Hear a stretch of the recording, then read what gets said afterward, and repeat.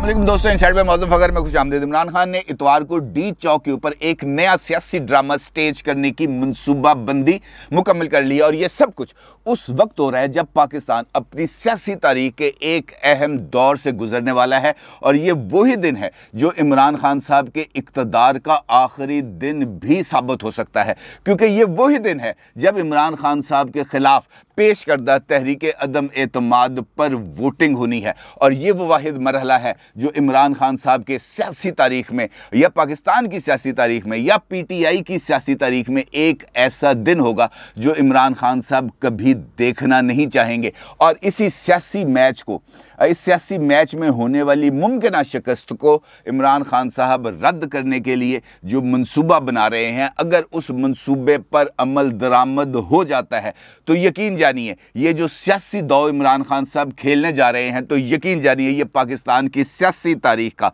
पाकिस्तान के सियासी निज़ाम के लिए, पाकिस्तान के जमहूरी ढांचे के लिए एक ऐसा ख़तरा साबित होगा जिसकी माजी में कोई नज़ीर नहीं मिलती। और इस मंसूबे पर अमल दरामद की सूरत में इमरान खान साहब यकीनी तौर पर एक ऐसे बंद गली में, एक ऐसी सूरत हाल से दुचार हो जाएंगे जहां से भी वो अपनी पूरी सियासी ज़िंदगी से बाहर नहीं निकल सकेंगे। इमरान खान साहब ने एक ऐसा कौन सा मंसूबा बनाया है जिसके नतीजे में पाकिस्तान का सियासी निज़ाम और जमहूरी ढांचा दोनों दांव पर लग जाएंगे। इमरान खान साहब के इस मंसूबे के असरात क्या होंगे? क्या डी चौक पर इतवार को एक नई सियासी तारीख रकम होने जा रही है? और सवाल ये भी पैदा होता है कि इमरान खान साहब के साथ इस इजलास में मौजूद लोग जो इमरान खान साहब के इस मंसूबे पर, चाहे दिल में उनको इस बात का यकीन हो ना हो, लेकिन इमरान खान साहब के रोब दबदबे में या उनकी ज़िद के आगे जो सर झुका के बैठे हैं,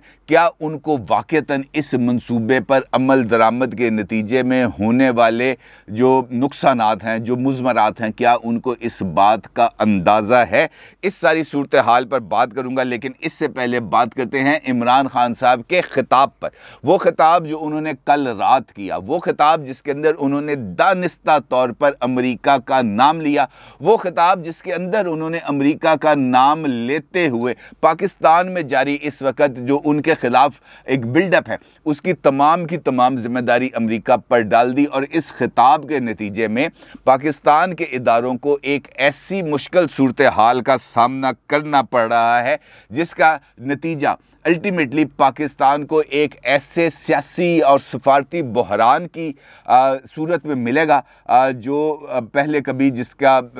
मिसाल नहीं मिलती। और ऐसे हालात को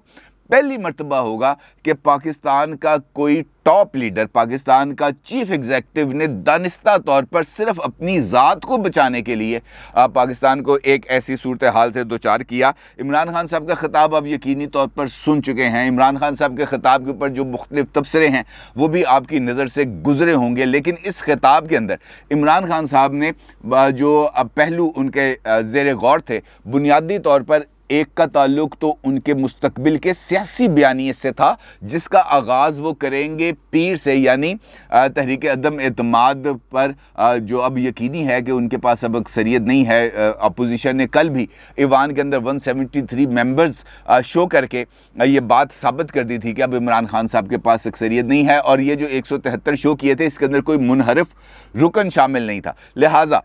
जो सूरत हाल इस वक्त बन रही है वो ये है कि तहरीक अदम एतमाद की नाकामी के बाद इमरान खान साहब तो यकीनी तौर पर सड़कों पर होंगे, लेकिन आने वाली हुकूमत को जो सफारती डैमेज है, ये जो इकनॉमिकल डैमेजेस हैं, इसको रिपेयर करने का जो एक बहुत बड़ा चैलेंज दरपेश होगा वो अपनी मिसाल आप होगा। अब इमरान खान साहब के इस खिताब के नतीजे में जो इदारे हैं, यकीनी तौर पर उनके अंदर भी एक भूचाल आ गया, क्योंकि इदारे मुख्तलिफ जगहों पर मुख्तलिफ तरीक़ों से इस बात पर गौर कर रहे थे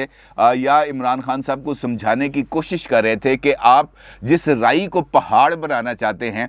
जिस ख़तरे को आप एक सुनामी के तौर पर लेके आना चाहते हैं, वो बुनियादी तौर पर खलल है दिमाग का, इसके अलावा और कुछ नहीं है। लेकिन इमरान खान साहब को अब आवाम में जाने के लिए एक पॉलिटिकल नैरेटिव चाहिए, एक ऐसी ताकत चाहिए, एक ऐसी बयानिए की कुव्वत चाहिए जिसके ज़रिए वो जाकर लोगों के अंदर हंगामा मचा दें। तो उसके लिए उनको कोई ना कोई एक लवाजमात तो दरकार थे, और ये जो मेमो है ये बुनियादी तौर पर उसी की एक कड़ी है।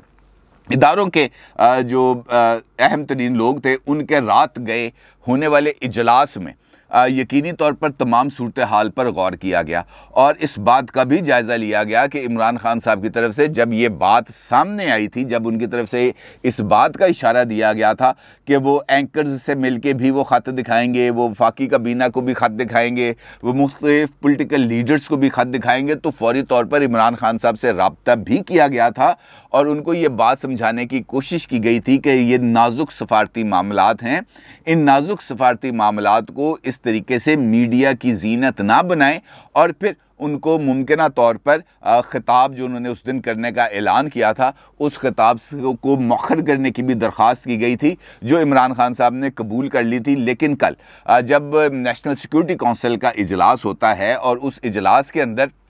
यकीनी तौर पर तमाम सूरत हाल पर बात हुई होगी और उसके नतीजे में एक जो उस कौंसिल का जो इजलास है उसका एक डिक्लेरेशन, एक इलामिया भी जारी किया जाता है। वो इलामिया आप इस वक्त अपनी स्क्रीन पर भी देख रहे हैं। अच्छा, इस इलामिया के अंदर बुनियादी तौर पर जो जिक्र किया गया है वो ये जिक्र किया गया कि ये मेमो आया एक ख़ास मुल्क की तरफ से आया, इस मुल्क ने की तरफ से जो ज़ुबान इस्तेमाल की गई वो ज़ुबान खासी नाजेबा थी, वो नामुनासिब ज़ुबान थी, लिहाजा ये जो मेमो का मामला है इसको अप्रोप्रिएट तरीके से डिप्लोमेटिक चैनल्स के ज़रिए डिप्लोमेटिक अंदाज में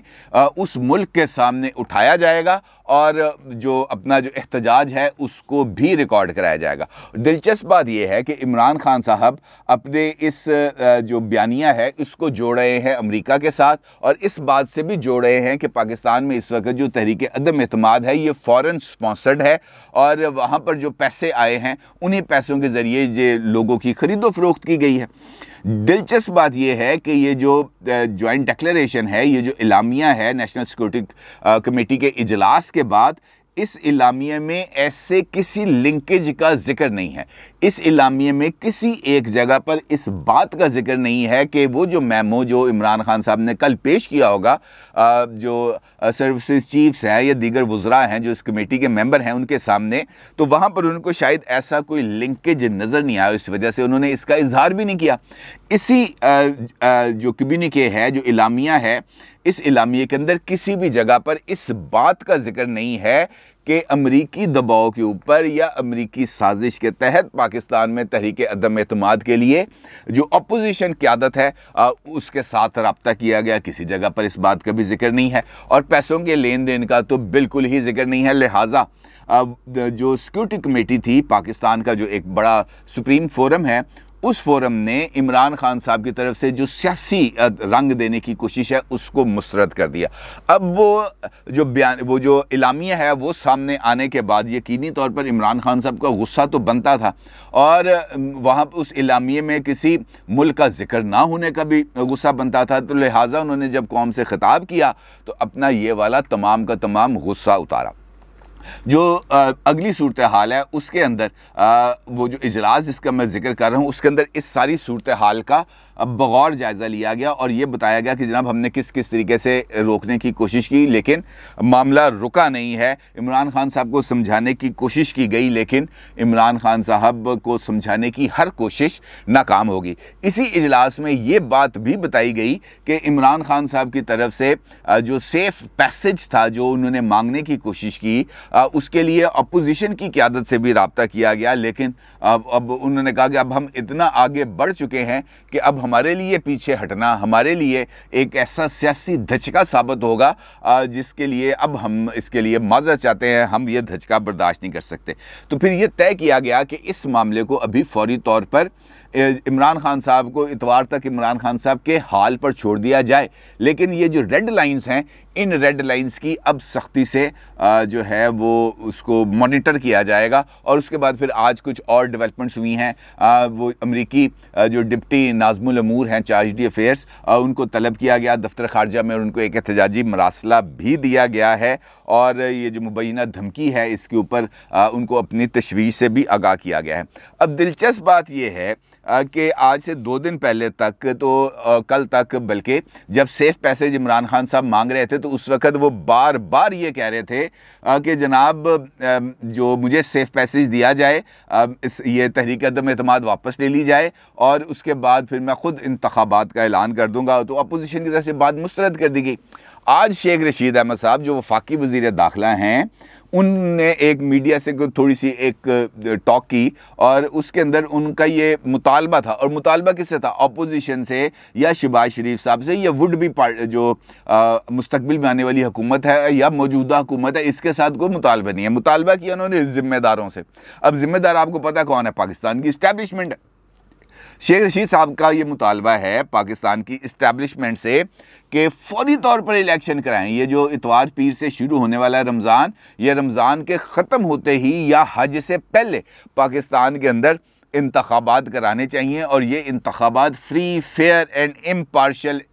इन्वायरमेंट के अंदर होने चाहिए। और उनका ये कहना था कि ये जो सियासत से मैं रिटायर होना चाहता था, लेकिन अब चूँकि तमाम लोग इमरान खान का साथ छोड़ गए हैं, मैं भी पीछे हट गया, तो फिर तो बड़ी माड़ी गल हो जाएगी यार। तो मैं तो उन पीछे नहीं हटाऊंगा, इमरान खान साहब के साथ खड़ा हूँगा। लिहाजा ये जो एक मरतबा फिर है, अब वो इलेक्शन उन्होंने एक मरतबा फिर अपना इलेक्शन लड़ने का ऐलान कर दिया है। उन्होंने कहना, उनका ये भी मानना था कि इतवार वाले दिन इमरान खान साहब के ख़िलाफ़ जो तहरीक अदम एतमाद है ये कामयाब हो भी जाएगी, लेकिन उनका ये भी कहना है कि इमरान खान साहब शिकस्त नहीं मानेंगे और उसके बाद हर गली, मोहल्ले, चौक, चौराहे के ऊपर इन लोगों के ख़िलाफ़ जंग लड़ी जाएगी। और यही है वो मंसूबा जो इमरान खान साहब जिसका इजहार कर रहे हैं। इमरान खान साहब की ज़ेर सदारत गुज़िश्ता 3 दिन से इजलास मुसलसल जारी हैं। कल रात को भी एक इजलास हुआ है और परसों रात भी हुआ था एक इजलास। जो कल रात इजलास हुआ, उस इजलास के अंदर एक मरतबा फिर इस बात का फ़ैसला किया गया कि यार बंदे इकट्ठे करने ने, इतवार वाले दिन यहाँ पे बंदे होने चाहिए। 11:30 बजे जो असम्बली का सेशन स्टार्ट होगा उससे पहले यहाँ पे बंदे होने चाहिए, बल्कि हफ्ते की रात को ही यहाँ पर बंदे होने चाहिए ताकि लोग नेशनल असम्बली में आने से डरें। और आपको याद है कि एंकर्स के साथ खिताब में भी इमरान खान साहब ने इस बात का इजहार किया था कि 1 लाख लोग इतवार वाले दिन या हफ्ते वाले दिन इस्लामाबाद में डी चौक पर मौजूद होंगे। और उनका ये भी कहना था कि हम नहीं बुला रहे, ये लोग खुद ब खुद आएंगे। और कल जब इमरान खान साहब ने खिताब किया था कौम से, तो उसके अंदर भी उनका ये कहना था कि मैं अपने नौजवानों से कहता हूँ कि वो तमाम लोगों की शक्लें देख लें, इन लोगों को याद रखें जो कल मेरे पर अचानक जो उनको इस बात का ख्याल आया कि हम डिलीवर नहीं कर सके, वो जब वोट देने जाएँ तो आपको उनके चेहरे याद होने चाहिए। और जब ये अपने हलकों में जाएं तब आप उनको इस बात का एहसास होना चाहिए कि उन्होंने कौन सी बड़ी गलती कर दी है। अब इस मंसूबे के तहत एक तो लॉ एंड ऑर्डर का एक सिचुएशन पैदा करने की कोशिश की जाएगी और इस्लामाबाद में और ख़ास तौर पर एक आईनी अमल में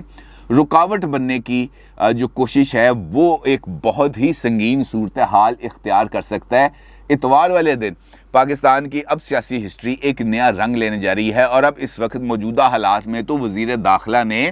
रेंजर्स और एफसी को भी तलब नहीं किया हुआ, क्योंकि वो पहले तलब किया हुआ था, 27 मार्च का गुजर गई, उसके बाद वो वाला नोटिफिकेशन ख़त्म हो गया। नई सूरत हाल के बारे में जब उनसे पूछा गया शेख रशीद अहमद साहब से, तो उनका ये कहना था कि अभी इस बारे में कोई फ़ैसला नहीं किया गया कि ये क्या करना है, इसको आगे कैसे बढ़ाना है, कुछ अमन व अमान के स्टेप्स लेने हैं नहीं लेने। अलबत्ता उनका ये कहना है कि अमन व अमान की सूरत हाल को मैं यकीनी बनाने की भरपूर कोशिश करूँगा, लेकिन ऐसे होता हुआ नज़र नहीं आ रहा, क्योंकि इतवार वाले दिन जब वहाँ पर बंदे मौजूद होंगे, तहरीक अदम एतमाद कामयाब होगी, इमरान खान साहब कायदे ईवान नहीं रहेंगे, तो जैसे ही वो ईवान वज़ीर आज़म से बाहर निकलेंगे उस मजमे से वो ना सिर्फ खिताब करेंगे बल्कि एक ऐसी कोई सूरत हाल वो बनाना चाह रहे हैं कि वो लोग जो वहाँ पर मौजूद हों वहाँ पर कुछ एक नया कोई पॉलिटिकल ड्रामा स्टेज किया जाए, कुछ ऐसे इशारे किए जाएँ, कुछ ऐसा लाहेमल इख्तियार किया जाए जिससे आने वाली हुकूमत को डे फर्स्ट से ही कुछ मुश्किलात का सामना करना पड़े। क्योंकि इम्कान यही है अब, क्योंकि अपोजिशन की तरफ से भी इस बात की दरख्वास्त दी जा चुकी है कि इतवार वाले दिन के ऑर्डर ऑफ द डे में नए कायदे ईवान के इंतखाब को भी शामिल किया जाए। अब इम्कान यही है कि इतवार वाले दिन ही नए कायदे ईवान का इंतखाब होगा, नए कायदे ईवान इंतखाब का वोट लेंगे और उसी दिन वो अपने ओहदे का हल्फ भी उठाएंगे। अब देखना ये है है कि इमरान खान साहब का ये जो मंसूबा उन्होंने बनाया है, ये मंसूबा किस हद तक कामयाब होता है। और अल्लाह ना करे ये मंसूबा कामयाब हो और ये जो ट्रांजिशन ऑफ पावर है ये एक पुरअमन अंदाज में हो जाए। अलबत्ता इमरान खान साहब ने जो सफारती धचके पाकिस्तान को पहुँचाए हैं, दुआ है कि आने वाली हुकूमत इन सफारती धचकों के जो असरात हैं वो ज़ायल कर सके। अपनी राय का ज़रूर इज़हार कीजिएगा। आपका बहुत शुक्रिया। अल्लाह हाफ़िज़।